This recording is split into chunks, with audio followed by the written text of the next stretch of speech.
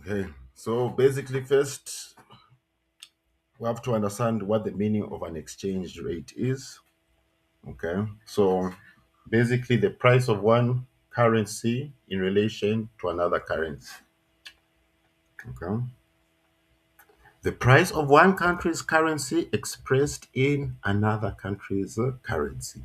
That is the exchange rate. All right. For example, as you can see here, one US dollar equals 25 kwacha. This is the exchange rate.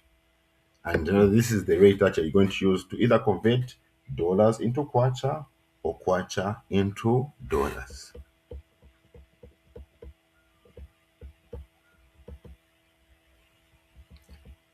Yes. So why do countries need foreign currency? Let me first hide this. No spoon feeding. Colleagues, why do countries need foreign currency? Like Zambia, why does Zambia need foreign currency in its reserves?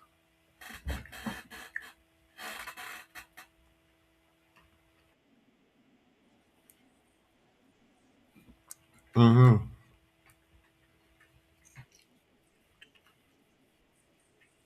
Yes.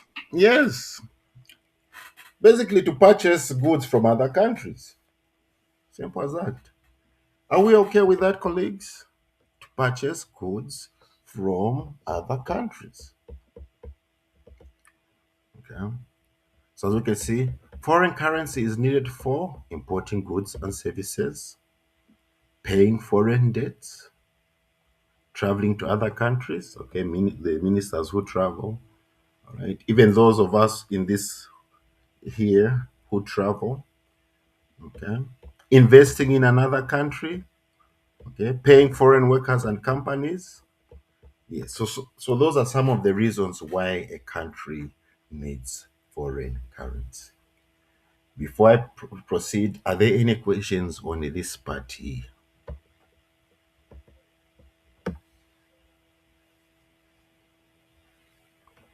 Okay, wonderful. All right. Then this is how foreign currency enters through a country. Okay, through exports. All right. When Zambia is selling copper to countries abroad, all right, it's exporting that copper. Foreign currency is coming in, which will be converted into kwacha. Okay.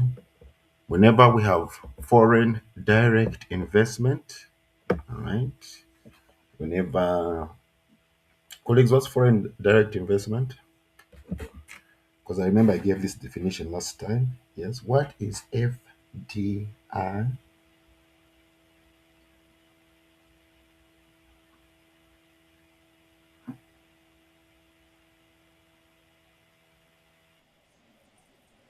Mhm.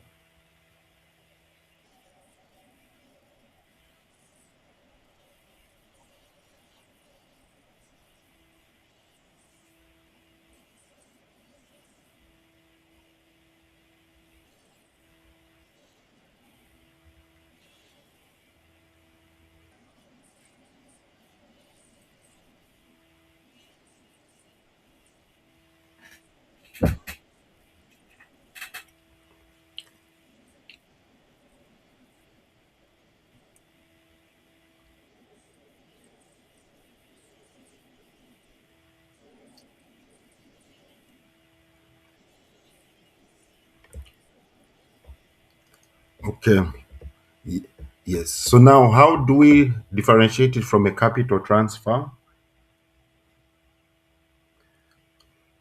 Because remember, even a capital transfer can be an investment, can involve an investment of certain things by foreigners.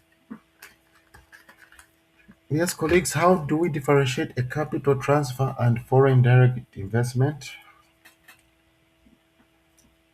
We did this in our last class in macro. And who was there? Madam Alinawe, you were there. Mr. Boneface, you were there. Madam, or maybe he wasn't there.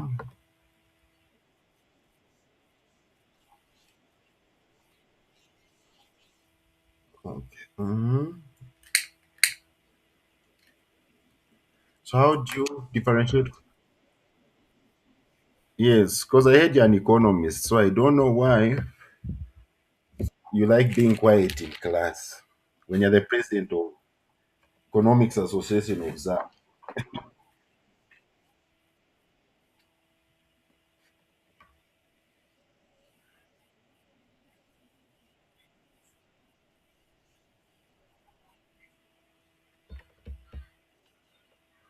Yes? Yeah.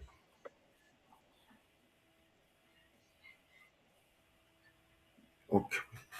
Once these people, these foreigners invest in our country, they still maintain ownership of what they've invested in. Right? Remember capital transfer, whatever they give you, it's yours to keep. Okay. Now, foreign direct investment, the person who has invested owns, still owns whatever they've invested. So if China builds a dam in Zambia and owns that dam, that is foreign direct investment. But if China builds a dam for Zambia and says that dam is now yours, given to you from the government of China, that is a capital transfer. Are we okay with that, colleagues?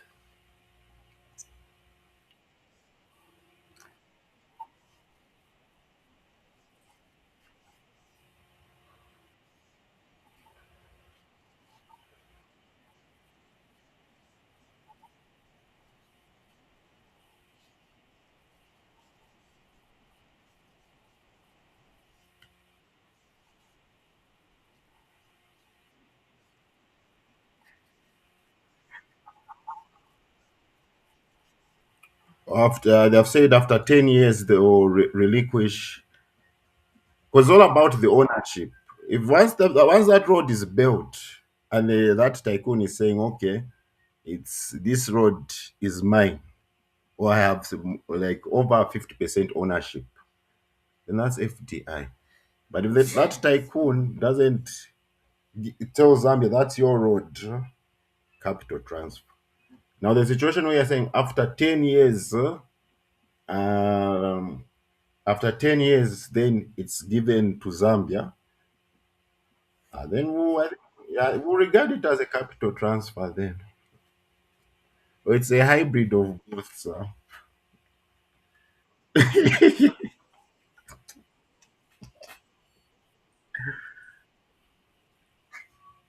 Eh, eh,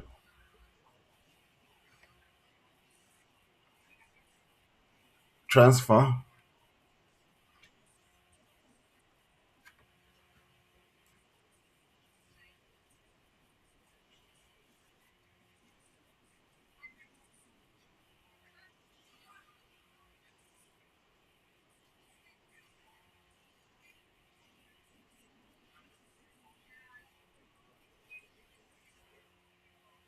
Wait, just repeat your question again, sorry.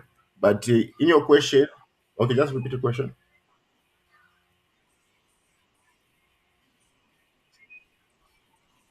Uh-huh.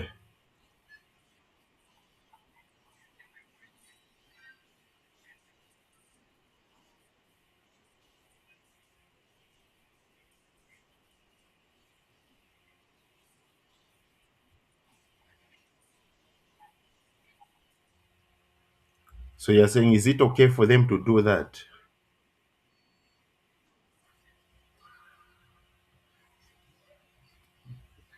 Hmm. Ish. Yeah, it's okay for them to do that because when remember, whenever you give someone a gift, it's like they'll owe you somehow. They owe you something for that favor they've done for you. So if that foreign country does that to Zambia, obviously they will be expecting something in return. Maybe to push some of their policies there in Zambia. Okay. Since we've given you a dam, so now start implementing some of these policies which we have planned for you. So yes, the obvious benefit in a way from it. Because remember, colleagues, in economics, we say nothing, there's nothing for free, right? There's no such thing as a free lunch. So, if you're not, uh-huh.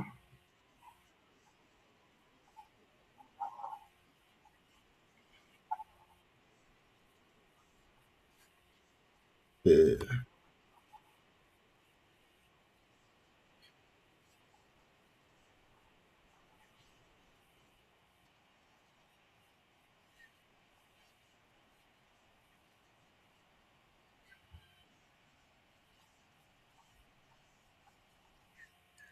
this also applies in life. Like, for example, if I do you a favor, Mr. Casson, I'll obviously be expecting you to do me a favor at some point.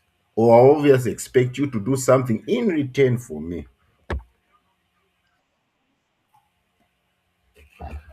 Yes, it's human nature. Even the pastor, if a pastor gives you money, he always expects you to do something in return later on. So, Mr. Tambo, yes. So for your question, is it okay for them to do that? Yes, for those countries with bigger economies, it's okay because they're obviously going to want something in return. Obviously, it won't be money, but obviously policies. Okay. Or maybe they'll say, for that dam we've given you, give us mining rights this side here. We don't tax any Chinese companies. So they'll win also in some way. Okay, back to the thing. So we said foreign currency enters through exports, foreign direct investment, foreign loans, foreign aid and grants, tourism. Yes, that's how um, foreign currency enters into an economy. Are there any questions on that before we see how exchange rates are quoted?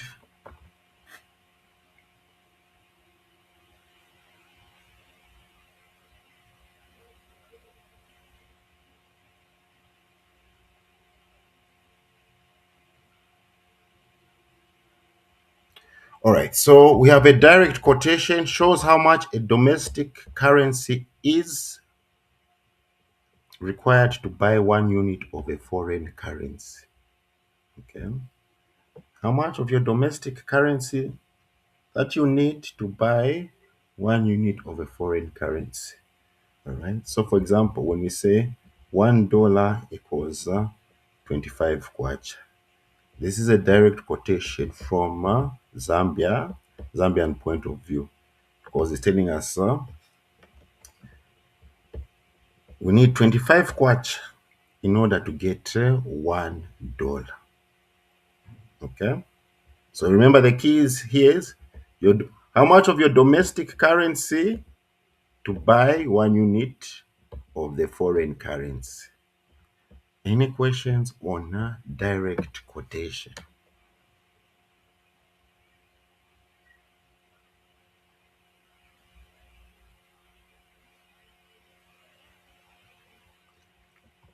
All right. Indirect quotation. In a direct quotation, how much foreign currency can be bought using 1 unit over the domestic currency? Okay. So how much of the foreign currency you can buy using 1 unit of the domestic currency? All right. So this same $1 equals 25 kwacha. Okay. Now want to find out, okay, one kwacha, how many dollars does it get us? All right. So you just divide 1 over 25. All right. 1 divided by 25, that is 0.04. All right. So you need, for every one kwacha that you have, you're getting 4 cents. Because in $0.04, that's like 4 cents. Yes. Any questions on indirect quotation?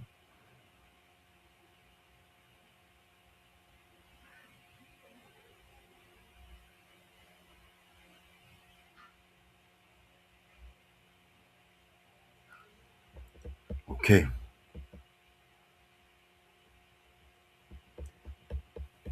Then we're going to talk about the base currency and the quote currency. Okay, because sometimes the foreign exchange rates, they're not given in these direct or indirect quotations. Sometimes it might be given to you like this. Have you seen here? USD over the Zambian kwacha equals 25. All right. So the base currency is the one which is on top. Okay.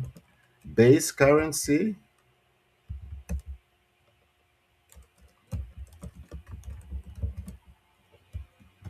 is on top. The quoted currency is at the bottom.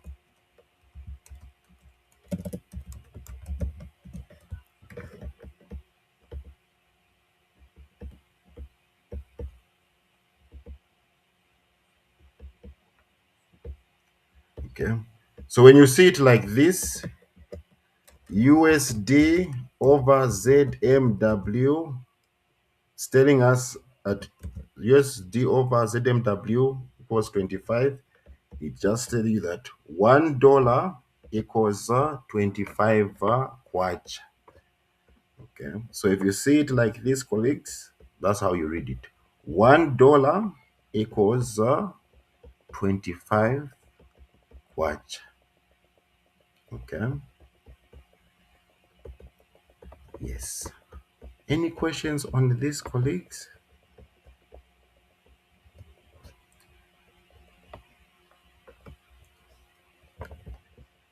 Okay. So just those who are doing BUF, when you'll be doing international business finance, this is going to come back. Okay. Again, those also doing BBA in financial markets and the derivatives, when you are seeing how you can avoid risks in the financial markets, because the forex market is also one of the financial markets, you are going to come back to this. So team BBA and team BUF, what we are learning today, please do not forget.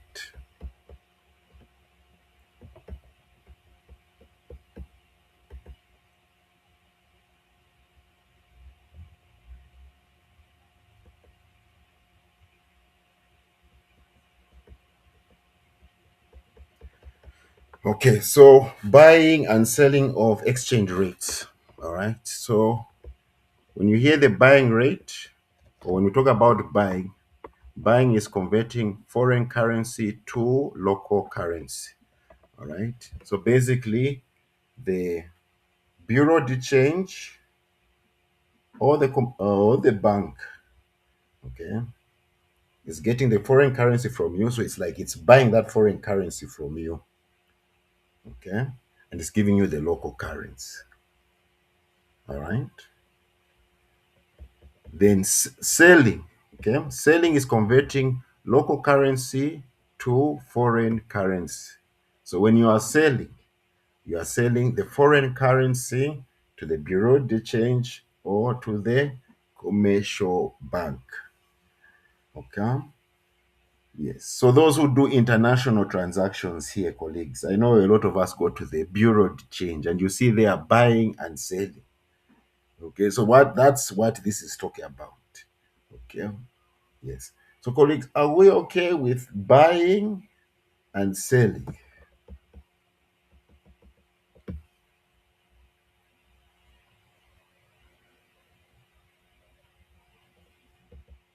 Okay. So, the buying rate, the rate at which the bank or the bureau de change buys foreign currency from customers. Okay. Then the selling rate, the rate at which the bank or the bureau de change sells foreign currency to customers.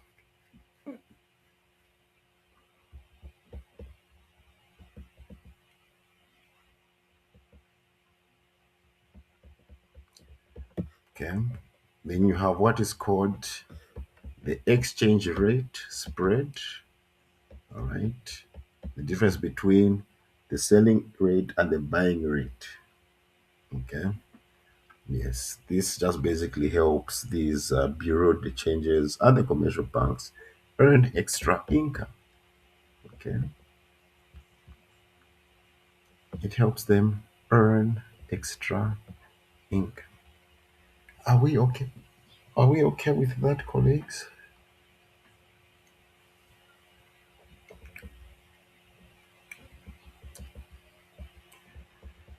Okay, now we're going to talk about currency appreciation. Okay, currency appreciation means that a currency has increased in value compared with another currency. Okay, so when one currency appreciates, it appreciates in relation to another currency. Okay, like for example, if we see here $1 equals 25 kwacha, then later on we see $1 equals 20 kwacha. Colleagues, which currency has appreciated or depreciated? Let me not show the screen because someone will be able to see this screen. At first, the exchange rate was $1 equals 25 kwacha. Now it's $1 equals 20 kwacha. So between the dollar and the kwacha, which one has appreciated and which one has depreciated? Not the depreciation from financial accounts, cost minus scrap value, because remember, currencies don't have a scrap value.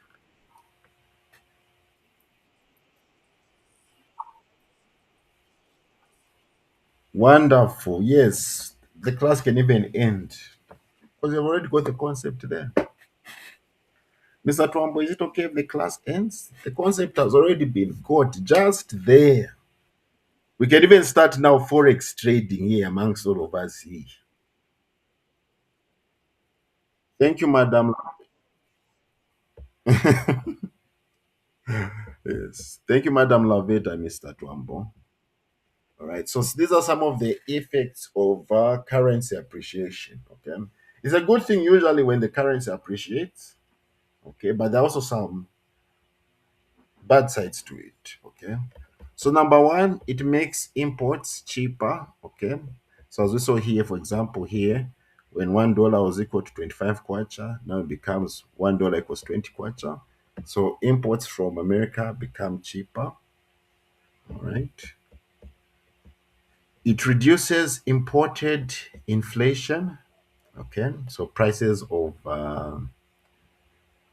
foreign goods are not going up. Okay. It makes foreign debt cheaper. Okay. So even here, for example, if you got a loan in dollars when it was $1 equals 25 kwacha. Now $1 equals 20 kwacha. Okay, the repayments are going to be cheaper. Or maybe the one who's receiving the money is going, the one who gave you the loan is going to receive less money, basic. Isn't that correct, colleagues? The one who received the loan is going to get less money. They gave you a loan when it was the exchange rate was $1 to 25 kwacha. So maybe they gave you a loan of 1,000 kwacha, $1,000. Okay, so at that point, $1,000 is 2,500. Okay, so you have to pay back this loan. Now, the time you're paying back this loan, all right, the exchange rate has changed. It's $1 which equals 20 kwacha. And remember, the loan was $1,000. So now that $1,000 is equivalent to 2,000 kwacha. Yeah. So it's like you borrowed a 2.5 and you're paying a two pin. Okay, colleagues. So these are some of the risks that you get exposed to in the forex market. That's why you're going to hear about spot and forward rates, where you and that person you're going to lock in and say, "You've got this loan, and we are going to lock in this exchange rate, so that even though the exchange rate changes over time, when you're paying back this loan, you're still going to pay at the same exchange rate." Any questions on that, colleagues? Mr. Kasono gets bonds from other countries.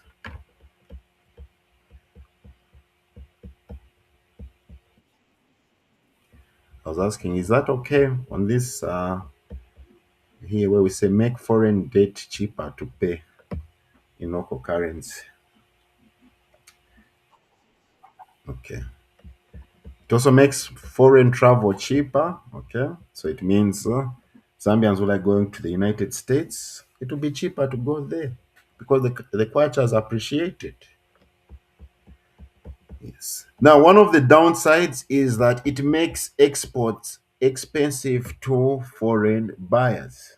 Okay, it's going to make exports expensive. When your currency appreciates, it makes exports expensive, and when your exports become expensive, it means that country was going to look for a cheaper source. Okay, and remember, according to the balance of payments, where does the exports go, colleagues? Where do exports go in the BOP account?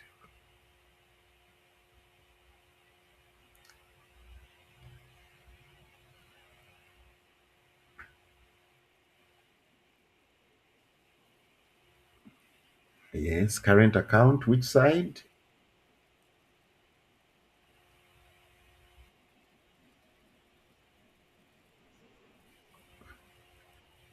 Credit side, right? Yes, credit side. Yes, and exports are an inflow into our economy, right? Yes. So that's why when your currency is appreciating and it's increasing in value, that's why the central banks and government will try to bring it down because you have to be aware that you are trading with other people. So if your currency is appreciating relative to other currencies, what your exports are going to become expensive, and you will lose clients. Huh?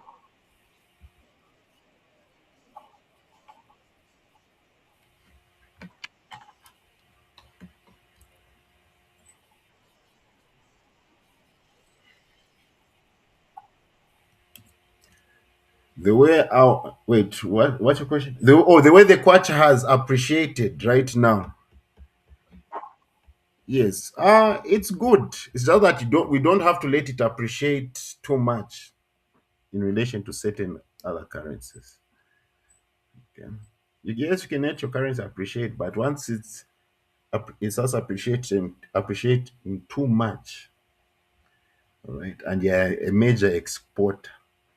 Okay, like for example, the United States, who's a major export, if the dollar is appreciating, okay, so for us Zambians who import from there, all right, those goods from the United States become expensive because the dollar has appreciated. So now those goods are expensive to foreigners around. All right. So it means we stop importing from the US and we look for someone who's cheaper and we go to China. Okay. That's how this works. Right. Yes.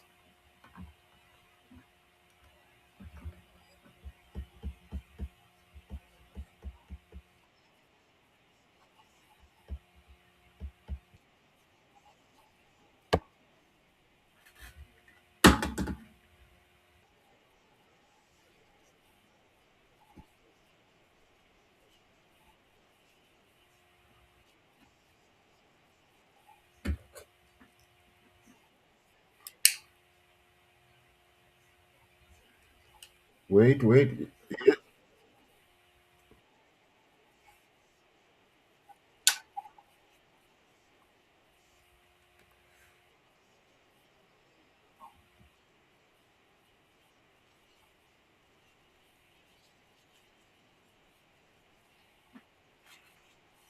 Uh-huh.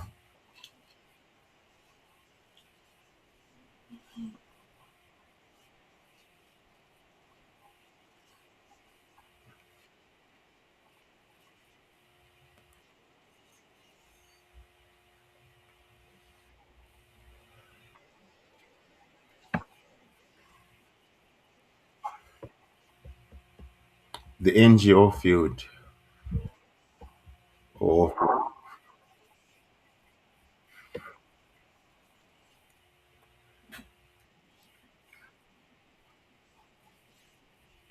okay. If it's one NGO that did that, it's not that significant.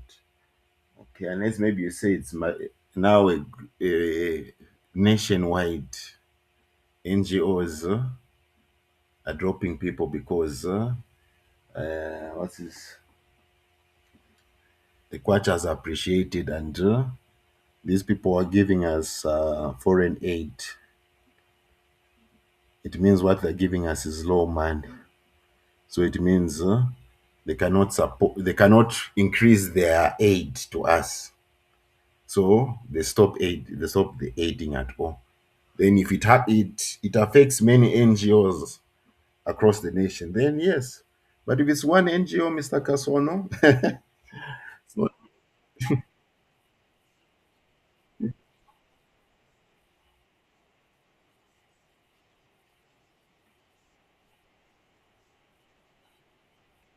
Mm.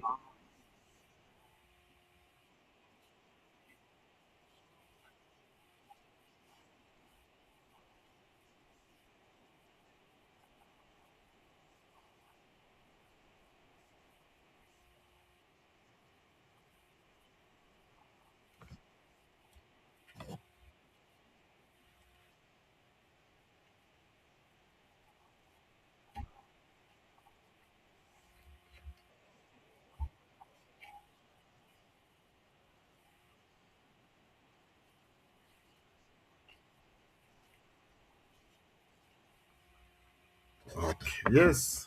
Well, basically saying the same thing, Mr. Kasono. Because once it reduced to that 15 kwacha, right? It means things that cut now back some expenses, right? And those countries couldn't add more money. They can't add more money. So you just have to work with what you have.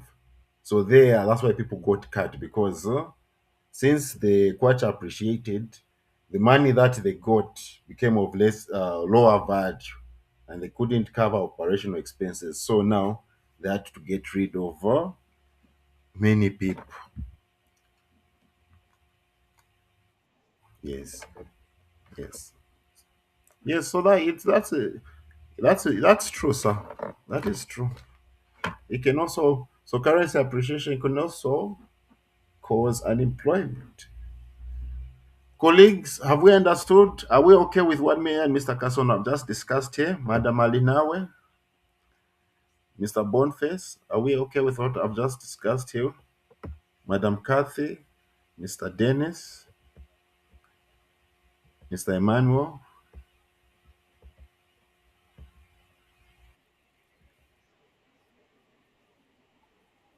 Yeah, yeah, yeah. Okay, Mr. Carson will explain. Hi, Mr. Carson. We've understood each other to this. Yes, yes. So yes, so those are some of the effects of currency appreciation. All right. Yes, exports become more expensive to foreign buyers. Okay, it reduces the competitiveness of local producers. All right, because imported goods become cheaper. Okay, if the kwacha appreciates in relation to the rand, basically it means Zambian goods will be more expensive than South African goods.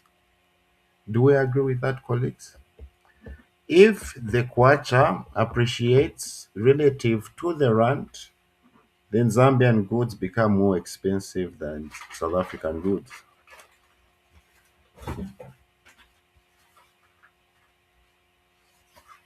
Madam Lavette, I heard you're a manager at a bureau de change. So, what is your input on this one here?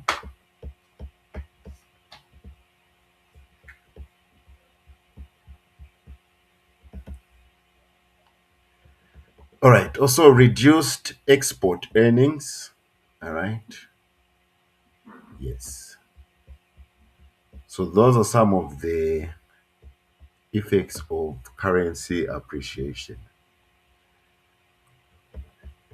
Now, we're going to look at currency depreciation. Okay.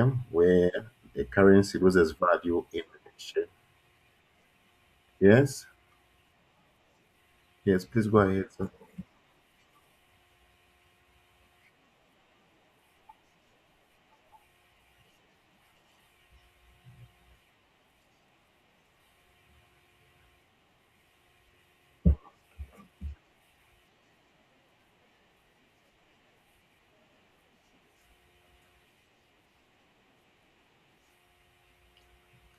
Yes.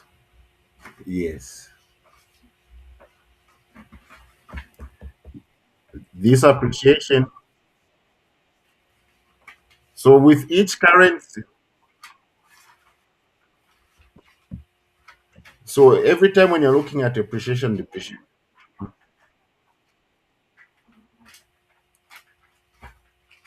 it can be, yes, if it appreciates against the dollar, it might be a different story with the yuan and other currencies. So when you're looking, you always look at just two sets of currencies whenever you look at this appreciation and depreciation. Okay, it doesn't mean it's all across the board that if the kwacha appreciates in relation to the dollar, then it means that's the same with all currencies across the globe. No. Some currencies, the kwacha will still be of lower, obviously it would have depreciated to another currency somewhere.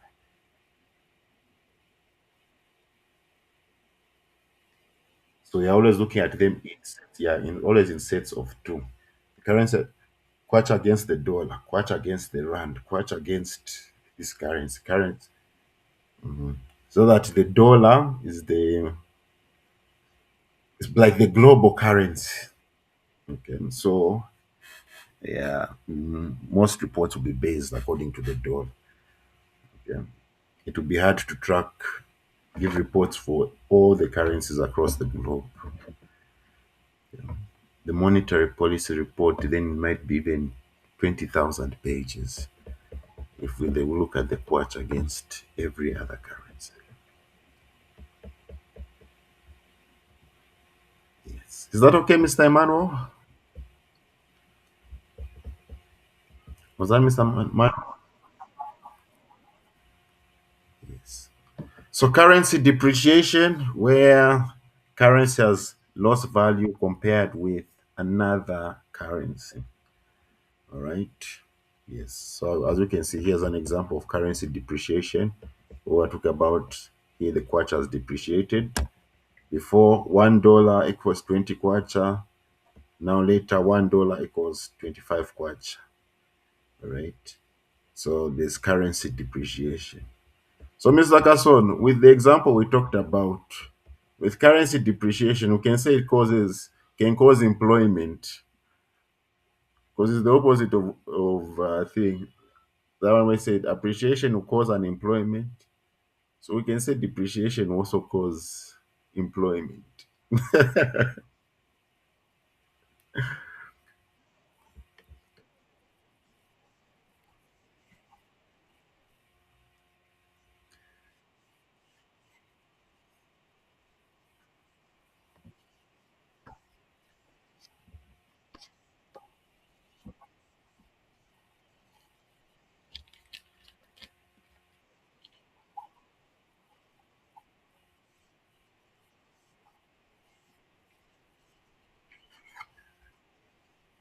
Yeah, maybe they might not hire, maybe they might spend more.